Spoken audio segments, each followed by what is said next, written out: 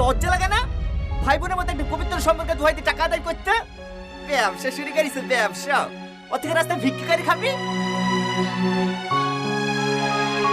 এই তোর সাথে কটা লিসে রে? ভাই 1000 টাকা।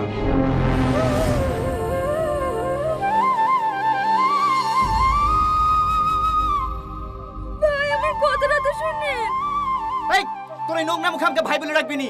তুই কারোর বোন হওয়ার যোগ্য না। অতই যদি টাকার প্রয়োজন হয় তাহলে বাইরে বেড়ে কি নাচ গানা দেখা অনেক টাকা পাবি।